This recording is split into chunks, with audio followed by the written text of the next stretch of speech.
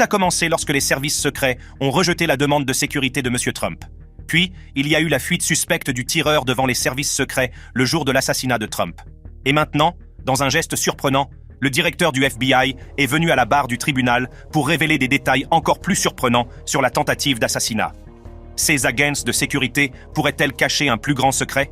L'incident pourrait-il avoir un motif plus sinistre? Quelles sont les implications de ces révélations? Découvrons-le. Les excuses du directeur du FBI et ses révélations au tribunal.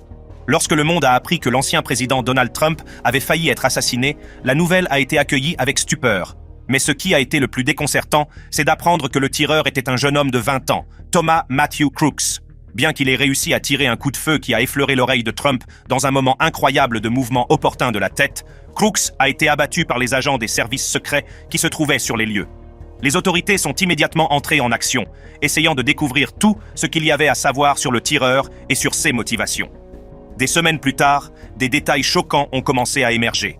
Le directeur du FBI, Christopher Wray, comparaissant devant le tribunal pour témoigner des détails choquants des enquêtes en cours sur la tentative d'assassinat de Trump. Mais ce ne sont pas seulement les détails des enquêtes ou même les excuses du FBI au public qui ont retenu l'attention de tous, mais les révélations qui ont suivi. Dans une tournure surprenante, Christopher Wray a révélé que le complot visant à assassiner l'ancien président Trump n'était peut-être pas l'œuvre d'un loup solitaire, comme la plupart ont étiqueté Crooks, ni même d'un groupe d'extrémistes. Selon les révélations de M. Wray, la tentative d'assassinat pourrait impliquer un groupe plus complexe d'individus susceptibles d'avoir des liens avec des gouvernements étrangers. Bien que le directeur n'ait pas cité de nom précis de personnes, il a fait allusion à l'implication d'agences de renseignement étrangères. Avant l'attentat contre M. Trump lors de son rassemblement à Butler, en Pennsylvanie, le FBI et les services secrets avaient reçu une menace de mort de la part de l'Iran à l'encontre de Donald Trump.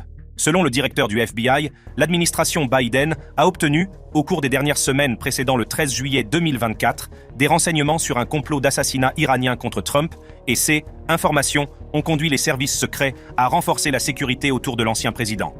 En fait, le Conseil de sécurité nationale de la Maison-Blanche a contacté les hauts responsables des services secrets pour s'assurer qu'ils continuaient à suivre les dernières informations. La campagne de Trump a également été informée de l'évolution de la menace et les services secrets ont veillé à réunir les ressources et les moyens nécessaires pour renforcer la sécurité de Trump. Tout cela a été fait avant samedi. Les révélations soulignent que ce n'est pas la première fois que M. Trump reçoit des menaces iraniennes. Il a été révélé que les responsables de la sécurité nationale suivaient depuis des années les menaces iraniennes contre les fonctionnaires de l'administration Trump depuis l'administration précédente. M. Wray révèle que ces menaces pourraient découler du désir de l'Iran de se venger de l'assassinat, en 2020, de Qasem Soleimani, qui dirigeait la force Quds du corps des gardiens de la révolution islamique iranienne. La révélation du directeur du FBI a soulevé de sérieuses questions sur la sécurité et la stabilité non seulement des États-Unis et de ses candidats politiques, mais aussi de l'ensemble du paysage politique mondial. Le directeur a expliqué en détail comment l'attaque contre Trump pourrait avoir été coordonnée par ceux qui sont contre l'ancien président, en utilisant des technologies avancées et des méthodes inattendues pour planifier l'attaque. Bien qu'il ne soit pas certain que M. Crooks ait participé à ces prétendues menaces iraniennes, étant donné qu'il n'existe aucun lien entre lui et un quelconque complice ou co-conspirateur, étranger ou national, ces actes soulèvent de nombreuses questions. Cela intervient après que l'information selon laquelle il était républicain et conservateur a été rendue publique. Idéalement, il n'aurait jamais dû attaquer Trump, qui était également un candidat républicain et un conservateur. Cependant, ces activités en ligne ont montré un autre visage. Le directeur du FBI a en effet révélé que Crooks utilisait 3 plateformes cryptées en Allemagne, en Belgique et en Nouvelle-Zélande, ce qui a empêché l'agence d'accéder à certaines informations. Alors que l'enquête sur la tentative d'assassinat est toujours en cours, les retombées des révélations du directeur du FBI ont été très intenses. Les dirigeants républicains et démocrates ont tous demandé que des mesures soient prises rapidement pour que toutes les personnes impliquées répondent de leurs actes. Aujourd'hui, de nombreux appels sont lancés en faveur d'une nouvelle législation visant à renforcer les mesures de sécurité nationale et à prévenir de futures tentatives d'assassinat d'agents publics. À la suite des révélations de M. Wray, le sentiment d'urgence s'est accru car tout le monde semble se débattre avec les implications de ces révélations. Aujourd'hui encore, la sécurité a été renforcée pour les principales personnalités politiques du pays, notamment Donald Trump, Joe Biden, Kamala Harris et même le candidat indépendant Robert F. Kennedy Jr., dont le père et l'oncle ont tous deux été assassinés pendant leur course à la présidence. Alors qu'il a été dit que Crooks aurait simplement voulu tuer sans cible précise, d'autres pensent que Trump était une cible facile. Outre le fait qu'il est le premier ex-président moderne à briguer un nouveau mandat, il jouit d'une grande visibilité en raison de ses interactions avec ses partisans. Trump est connu pour signer souvent des autographes, serrer des mains et poser pour des selfies sur les tarmacs des avions et lors d'événements. Dans de nombreuses villes qu'il visite, son équipe de campagne veille à rassembler ses partisans dans des lieux publics tels que des bodegas, des restaurants et des fast-foods. Mais ces événements peuvent parfois devenir houleux. Avec la révélation du directeur du FBI pointant des doigts accusateurs sur le gouvernement iranien, les détails de sécurité de Trump ont doublé. Et même d'autres anciens hauts fonctionnaires de l'administration Trump ont également reçu une protection à la suite de l'assassinat de Soleimani. L'ancien secrétaire d'État Mike Pompeo et son principal conseiller pour l'Iran, Brian Hook, ont tous bénéficié d'une protection 24 heures sur 24 et 7 jours sur 7 de la part de l'administration Biden en raison des menaces crédibles que l'Iran faisait peser sur leur vie. D'où la grande question, et après ? La révélation du directeur du FBI a en effet ouvert une boîte de Pandore de questions qui montrent que l'enquête sur l'incident n'est pas près de s'achever. Il y aura probablement d'autres audiences, d'autres témoignages et peut-être même des inculpations, car les autorités s'efforcent de traduire les responsables en justice. Peut-être que de nouveaux détails choquants continueront d'émerger au fur et à mesure que l'enquête progressera. En attendant, nous ne pouvons que supposer et spéculer sur les conséquences possibles ou non de ces révélations. Tentative d'assassinat de Trump. Il est indéniable que Donald Trump est l'une des personnalités politiques les plus controversées de l'histoire récente des États-Unis. Cependant, personne n'aurait pu prédire qu'un attentat visant à mettre fin à sa vie se produirait avant le 13 juillet 2024. Et surtout, personne ne s'attendait à ce que le tireur soit un jeune homme de 20 ans qui n'était même pas encore entré à l'université. La journée a commencé comme toutes les autres. L'ancien président et candidat républicain à un second mandat devait prendre la parole lors d'un rassemblement à Butler, une ville de Pennsylvanie. Selon les révélations du directeur du FBI, l'équipe de campagne de l'ancien président avait renforcé les mesures de sécurité lors du rassemblement à la suite de la menace iranienne. À leur insu, Thomas Matthew Crooks, 20 ans, apparemment innocent, originaire de Bethel Park, avait quelque chose dans sa manche. Thomas Crooks semblait être un enfant ordinaire. Il vivait avec ses parents, Matthew et Elizabeth Crooks, et une sœur. Les membres de sa famille et d'autres personnes qui l'ont connu l'ont décrit comme intelligent, solitaire et un peu bizarre, bien qu'il n'ait pas de casier judiciaire. On dit qu'il n'avait pas de conviction ou d'idéologie politique forte, même s'il était républicain et conservateur. Avec son père, il a suivi des cours de tir dans un champ de tir local où il a été décrit comme non agressif. D'après l'analyse des activités du tireur avant l'attentat, fournie par Paul Abbott, directeur adjoint du FBI, le 6 juillet, Crooks avait cherché sur Internet « Où Trump va-t-il parler le samedi 13 ?» Et « Quand a lieu la convention de la DNC ?» Le 7 juillet, il s'est rendu à Butler pour repérer les lieux et y est resté pendant 20 minutes. 4 jours plus tard, le 11 juillet, Crooks a cherché sur Internet des photos de l'exposition agricole de Butler. Et, le lendemain, il s'est rendu au Clairton Sportsman's Club, auquel son père et lui appartenaient, où il a tiré avec 2 armes à feu. Le 13 juillet, jour où le rassemblement devait avoir lieu, Crooks a effectué des recherches sur Trump Rally Butler, Pennsylvania et Allegheny Arms. À 10 heures, il est retourné sur le terrain de l'exposition de la ferme Butler et y est resté pendant 70 minutes. Vers 13h30, Crooks est rentré chez lui et son père lui a donné un fusil pour, pensait-il, retourner au club des sportifs pour tirer. 24 minutes plus tard, il s'est arrêté dans un magasin d'armes à feu où il a acheté 50 cartouches et est retourné au champ de foire. Des spectateurs et des sympathisants déjà présents sur le lieu du rassemblement ont remarqué le comportement étrange de M. Crooks et l'ont signalé. À un moment donné, il a été vu en train de faire voler un drone autour du terrain de rassemblement pendant environ 11 minutes, puis il a commencé à se rendre sur le toit d'un bâtiment situé sur le terrain.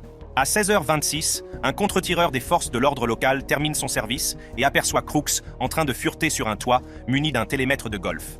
Il décide alors d'alerter ses collègues de la présence de Crooks autour de l'entrepôt d'AGR International où des contre-tireurs de la police sont positionnés. Sachant que les autorités étaient sur sa piste, Crooks s'est enfui de sa position et a échappé à une chasse à l'homme à laquelle se sont joints 4 autres officiers de la police locale. Il a ensuite réussi à se frayer un chemin jusqu'au toit d'un bâtiment où des spectateurs l'ont vu et ont commencé à faire du grabuge. Étonnamment, le bâtiment abritait 3 tireurs d'élite de la police chargés de couvrir le rassemblement. Mais, en raison d'un manque de personnel, aucun d'entre eux n'était sur le toit. Par ailleurs, M. Crooks n'a pas fait l'objet d'un contrôle de sécurité, car son emplacement sur le toit se trouvait, selon les représentants des forces de l'ordre, en dehors du périmètre de sécurité des services secrets pour le rassemblement. Vers 18h03, Trump est arrivé sur scène et, 2 minutes plus tard, a commencé son discours. À ce moment-là, un policier de Butler Township a tenté de monter sur le toit du bâtiment à la recherche de Crooks. Mais le jeune homme armé l'a repéré et a pointé son fusil sur lui, ce qui l'a fait lâcher prise, tomber de 3 mètres au sol et se blesser gravement à la cheville. Voyant qu'il était sur le point d'être démasqué, Crooks a rapidement tiré 8 coups de feu dans le rassemblement.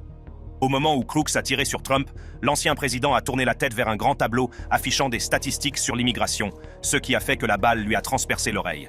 Selon M. Trump, si je n'avais pas pointé ce tableau et tourné la tête pour le regarder, la balle m'aurait atteint en pleine tête. Crooks, quant à lui, a été abattu par d'autres agents du Secret Service, mais le carnage était terminé. Trump a été blessé, un spectateur, Corey Comperatore, a perdu la vie en essayant de protéger sa famille, et 2 autres spectateurs masculins ont été grièvement blessés. À la suite de la fusillade, les services secrets ont fait l'objet de vives critiques, car ils semblaient avoir failli à leur responsabilité de protéger l'ancien président pendant le rassemblement. L'agence, et en particulier sa directrice Kimberly Cheatle, a été fortement critiquée pour ne pas avoir sécurisé l'accès au toit du bâtiment d'où Crooks a tiré. Les législateurs démocrates et républicains se sont inquiétés de ce qu'ils considèrent comme des erreurs ou des oublis qui ont exposé M. Trump à des tirs d'armes à feu. En fait, les services secrets ont reconnu avoir refusé les demandes de sécurité supplémentaires formulées par la campagne de M. Trump au cours des 2 dernières années. Les critiques à l'égard de l'agence se sont aggravées après la diffusion d'une vidéo montrant l'un des agents luttant pour rengainer son arme alors que Trump était en train d'être évacué. Le 22 juillet 2024, Madame Cheatle a témoigné devant la Commission du contrôle et de la responsabilité de la Chambre des représentants des États-Unis, où il a été noté qu'elle n'avait pas répondu à des questions de base sur la tentative d'assassinat, ce qui a conduit à des appels à la démission de Madame Cheatle. Le 23 juillet 2024, il a été annoncé que Kimberly Cheatle avait officiellement démissionné de son poste de directrice des services secrets. Implication possible ou enquête découlant des révélations. Alors que l'attaque des services secrets et la démission du directeur de l'agence n'ont pas encore fait tache d'huile, les dernières révélations du directeur du FBI semblent avoir ravivé un discours encore plus inquiétant, beaucoup s'interrogeant sur les éventuelles actions en justice ou enquêtes qui pourraient être menées à la suite de son témoignage. D'une part, le FBI lui-même pourrait-il être critiqué pour avoir négligé la gestion de la tentative d'assassinat? D'autres personnes pourraient-elles être dans le collimateur des autorités dans leur quête de réponse? La tentative d'assassinat de M. Trump a été considérée comme la plus grave tentative d'assassinat d'un président américain ou d'un candidat à la présidence depuis l'assassinat de Ronald Reagan en 1981. Les dernières révélations de Christopher Wray ont donné lieu à une enquête encore plus approfondie, l'incident ayant été considéré comme une tentative d'assassinat et comme un acte de terrorisme intérieur. Outre la tentative de mettre fin à la vie de Trump, des explosifs ont été trouvés au domicile de Crooks et dans la voiture qu'il a utilisée pour se rendre au rassemblement, ainsi qu'un émetteur à distance dans sa poche. L'incident a également placé plusieurs personnes sous surveillance, et certaines d'entre elles risquent d'être confrontées à des poursuites judiciaires. Par exemple, les parents du tireur pourraient avoir des conséquences juridiques, d'autant plus que le père, Matthew Crooks, avait acheté et remis à Crooks le fusil de type AR qu'il a utilisé lors de l'attentat. Le fait que ses parents aient appelé la police le 13 juillet pour signaler la disparition de leur fils juste avant la fusillade, alors que Crooks avait passé la nuit au domicile de sa famille, n'est pas non plus d'un grand secours. Des explosifs et des bombes artisanales ont également été trouvés au domicile de la famille. On peut donc se demander si ses parents étaient au courant du plan de Crooks ou si leur appel de dernière minute à la police avant sa mort n'était qu'une simple coïncidence. Outre les parents du tireur, une autre personne d'intérêt dans l'affaire de l'assassinat de Trump est le président Joe Biden. En effet, le représentant républicain Mike Collins a demandé qu'un procureur républicain inculpe Joe Biden d'incitation à l'assassinat. Pour ajouter à ses soupçons, le sénateur républicain J.D. Vance, qui a ensuite été choisi comme colistier de Trump, a blâmé la rhétorique politique de la campagne Biden, tandis que le chef de la majorité républicaine à la Chambre des représentants, Steve Scalise, qui a été grièvement blessé lors de la fusillade au baseball du Congrès, a déclaré que les dirigeants démocrates avaient alimenté une hystérie ridicule à propos de Trump. Jacqueline Marceau, membre de l'équipe du représentant démocrate Benny Thompson, a récemment été licenciée après avoir publié sur Facebook le message suivant: « Je n'approuve pas la violence, mais je vous demande de prendre des cours de tir pour que vous ne manquiez pas votre coup la prochaine fois. Oups, ce n'est pas moi qui ai dit ça. » Cet examen minutieux concerne également le gouvernement iranien, connu pour avoir juré à plusieurs reprises de se venger de l'assassinat de Qassem Soleimani par l'armée américaine sous l'administration Trump. En août 2022, le ministère de la Justice a annoncé des poursuites pénales à l'encontre d'un membre du CGRI qui aurait tenté d'orchestrer l'assassinat de John Bolton, conseiller à la sécurité nationale de M. Trump. Les procureurs américains ont affirmé que le complot contre Bolton était probablement en représailles de l'assassinat de Soleimani. L'ancien secrétaire d'État Mike Pompeo a également été la cible du complot d'assassinat iranien, selon une source des forces de l'ordre fédéral au fait de l'enquête. Toutefois, la mission permanente de la République islamique d'Iran auprès des Nations Unies a nié l'existence d'un complot iranien visant à assassiner M. Trump. Selon un porte-parole, ces accusations sont infondées et malveillantes. Du point de vue de la République islamique d'Iran, Trump est un criminel qui doit être poursuivi et puni devant un tribunal pour avoir ordonné l'assassinat du général Soleimani. L'Iran a choisi la voie juridique pour le traduire en justice. Les théories du complot, qui circulent largement, sont également au cœur des implications des révélations du directeur du FBI. Le mot « staged » est devenu le deuxième sujet le plus tendance sur X, anciennement Twitter. Plusieurs utilisateurs ont affirmé que la fusillade et le sang sur Trump avaient été simulés et que des acteurs de crise avaient été utilisés. Selon eux, Crooks n'était qu'un agneau sacrificiel, utilisé pour rendre la tentative plus réaliste et augmenter les chances de Trump de remporter l'élection. D'autres, comme le représentant américain Mike Collins et la politicienne d'extrême droite Marjorie Taylor Greene, pensent que c'est Biden qui a donné les ordres. Une fois de plus, les révélations du directeur du FBI ont secoué le nid de Frelon, d'autant plus qu'il avait précédemment mentionné publiquement qu'il n'était pas clair si Trump avait été touché par une balle ou par un shrapnel, c'est-à-dire un morceau fragmenté de munitions. D'autres fonctionnaires ont également mis en doute le fait que M. Trump ait été touché par une balle ou par un morceau de verre, voire qu'il se soit blessé en tombant. Comme prévu, l'ancien président s'est rendu sur les réseaux sociaux pour attaquer le directeur du FBI au sujet de son témoignage, affirmant qu'il avait pris une balle pour la démocratie. M. Trump a affirmé à plusieurs reprises qu'il avait été touché par une balle intacte, déclarant « Non, c'est malheureusement une balle qui a touché mon oreille et qui l'a touché de plein fouet. Il n'y avait ni verre, ni éclat d'obus. L'hôpital a parlé d'une blessure par balle à l'oreille, et c'est bien ce que c'était. » Au cœur de ces révélations, les faits demeurent. Les protocoles de sécurité ont été violés et le tireur a exploité les faiblesses du système. Que ces faiblesses soient dues à un manque de ressources, à la complaisance ou à un manque de leadership, le FBI et les services secrets n'ont pas été à la hauteur de la situation. Actuellement, le FBI et les services secrets font l'objet d'un examen minutieux et les appels à la responsabilité et à la transparence se font de plus en plus pressants. Le Congrès a continué à organiser de nombreuses auditions afin de comprendre les défaillances et de prévenir de futurs incidents. Avec des démissions très médiatisées comme celle de Kimberly Cheatle et l'agitation pour la démission de Christopher Wray par Trump, il y a clairement un besoin urgent d'examiner les lacunes des deux agences. Le témoignage du directeur du FBI nous amène une fois de plus à nous poser des questions. Le FBI et les services secrets sont-ils équipés pour faire face aux menaces futures ? Ou bien ont-ils besoin d'une révision complète, voire d'une refonte, pour s'assurer que de tels échecs ne se reproduiront plus jamais ? Pour l'instant, seul l'avenir nous dira quelles sont les réponses. Et c'est ainsi que s'achève cette vidéo du directeur du FBI s'excusant au tribunal et révélant tout. Si vous avez trouvé cette vidéo instructive, cliquez sur les cartes qui s'affichent sur votre écran pour d'autres vidéos qui donnent à réfléchir et je vous attends.